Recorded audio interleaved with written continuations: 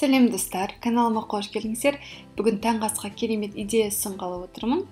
Бұл кашаны жеген сайын мен жолдасым айтатын фразасы тағы бар ма?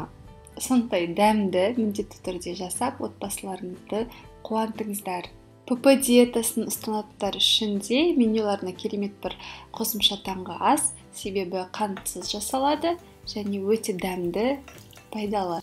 Бір стакан суға жуылған таза курагаларды салып қайнатамын. Курагалар менде ірі, сондықтан 4 штук маған жеткілікті болды, ал сіз өзіңіз бақылаңыз. Осы жерде курагаларды пісіру барысында отты қаттысына қойып қойсаңыз да ештеңе етпейді. Ең бастысы курагаларымыз езіліп, жұмсарып, пісте болған. Егер су тартылып кетсе, қосымша суда құюға болады.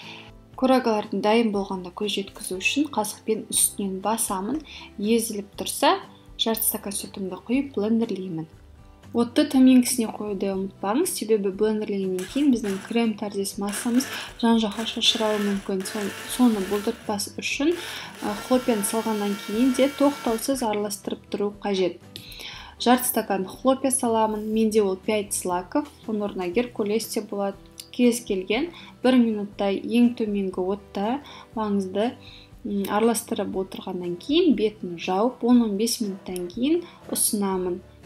Сонда хлопьялар дымқылды өзіне сіңіріп, жұмсарады. Солай ұсына берсеңіз болады. Тәттісі аз десеңіз бетіне бал қойып берсеңіз болады. Мен жай ғана облепиха сеуіп қойдым. Осымен дайын. Міндетті түрде лайк басып, комментарий қалдыруды ұмытпаңыздар. Маған сеніп, менімен бірге болғандарыңызға рахмет.